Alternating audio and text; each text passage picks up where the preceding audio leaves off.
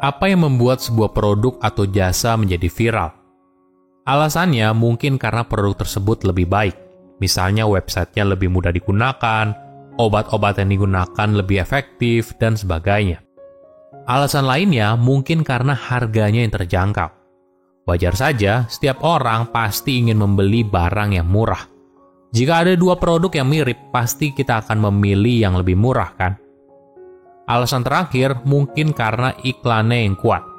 Jika konsumen tahu soal produk apa yang ingin dibeli sebelum masuk ke toko, maka kemungkinan produk tersebut akan dipilih. Jadi, ketika sebuah perusahaan beriklan lebih banyak daripada kompetitornya, maka secara alamiah kita merasa kalau perusahaan ini bisa menjual yang lebih banyak. Tapi sayangnya, walaupun kualitasnya baik, harganya terjangkau dan iklannya masif, belum tentu semua produk atau jasa tersebut akan viral. Ini yang lalu menimbulkan pertanyaan, apa yang membuat sebuah produk atau jasa bisa viral? Di zaman sekarang, mungkin karena banyak yang share konten kamu di media sosial. Tapi di zaman dulu, hal ini disebut sebagai word of mouth. Sesuatu bisa dengan cepat menular karena dibicarakan oleh seseorang. Metode ini dinilai efektif karena lebih persuasif. Rekomendasi dari mulut ke mulut lebih dipercaya karena kita melihat siapa yang ngomong. Orang tersebut memberikan kredibilitas atas produk atau jasa yang ditawarkan. Selain itu, ketika seorang menyebarkan produk atau jasa kita secara sukarela, biasanya mereka menyebarkannya kepada orang yang memang membutuhkan. Jadi informasi tersebut relevan sesuai dengan target audiensnya. Nah, gimana caranya agar produk atau jasa yang kita jual bisa disebarkan lewat mulut ke mulut? Apakah perlu budget yang besar? Ternyata nggak juga. Justru yang jauh lebih penting, apakah produk atau jasa atau ide tersebut cukup menarik atau tidak? Halo semuanya, nama saya Michael. Selamat datang di channel saya, Sikutu Buku. Kali ini saya akan bahas buku Contagious, Why Things Catch On karya Jonah Berger. Buku ini membahas alasan dibalik sesuatu yang viral. Penulis merupakan profesor marketing dari The Wharton School of Business, University of Pennsylvania. Selama puluhan tahun, penulis telah melakukan riset alasan dibalik orang, produk, atau jasa yang viral. Dia menyimpulkan word of mouth mempengaruhi keputusan penjualan hingga 20 hingga 50%. Tidak peduli barang atau jasa apa yang kamu jual, asal kamu melakukannya dengan tepat, maka pasti bisa viral.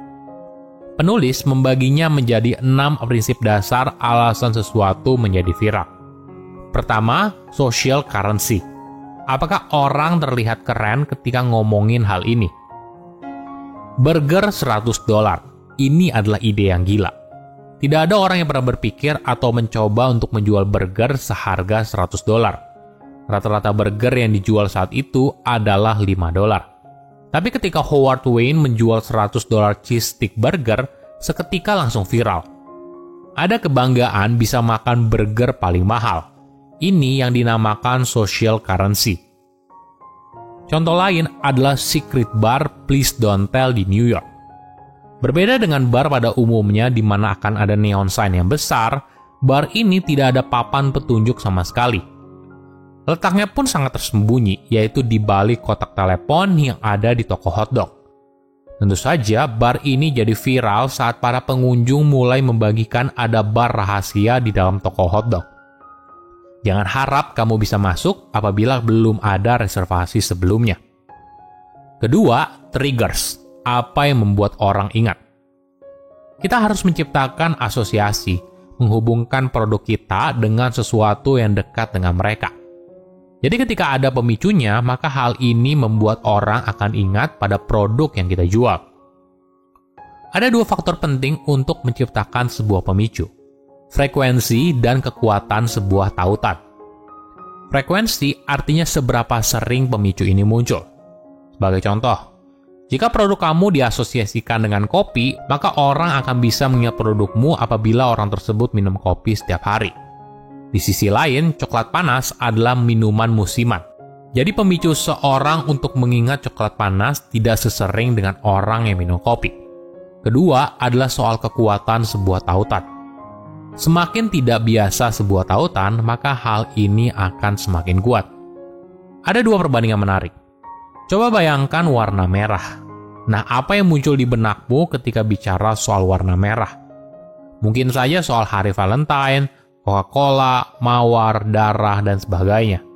Sedangkan sesuatu seperti selai kacang tentu saja punya asosiasi yang lebih sedikit, tapi cenderung lebih kuat jika kita bicara soal jelly.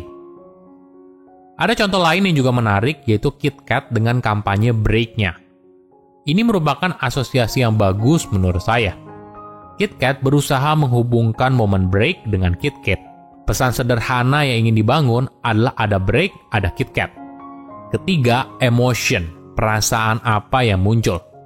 Riset yang dilakukan penulis menyimpulkan kalau orang akan cenderung membagikan sesuatu yang memiliki emosi positif daripada emosi negatif. Emosi positif dapat dikategorikan menjadi senang, kagum, dan bahagia. Sedangkan emosi negatif seperti kesedihan, marah, dan gelisah. Penulis mencontohkan iklan Parisian Love dari Google.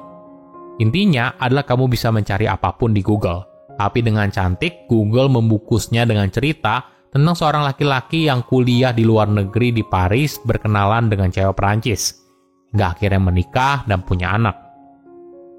Semua dirangkai dengan sangat cantik dan di akhir video, tanpa sadar ada sebuah senyum di bibir si penonton. Itulah hebatnya Google memainkan perasaan penonton di video tersebut. Keempat, public. Apakah banyak orang yang tahu? Orang harus melihat jelas apa yang kita komunikasikan. Beberapa tahun lalu, ada sebuah kegiatan namanya Shave for Hope. Acara itu sangat viral karena ketika sukarelawan itu botak, lingkungan sekitarnya pun bertanya-tanya karena ini tidak pernah terjadi sebelumnya. Nah, sukarelawan itu pun bercerita kepada mereka kalau ini merupakan bagian dari kegiatan Shave for Hope, yang merupakan sebagai bentuk empati kepada penderita kanker. Selain itu, beberapa tahun lalu, Eddie Broccoli sempat menjadi salah satu guest star yang bersedia botak. Tentu saja, hal ini langsung viral. Kelima, practical value. Apa untungnya kalau orang tahu hal ini? Orang yang akan membagikan sesuatu yang mereka anggap berguna. Mungkin seperti contohnya channel Sikutu Buku. Di sini saya membagikan review buku dalam bahasa Indonesia.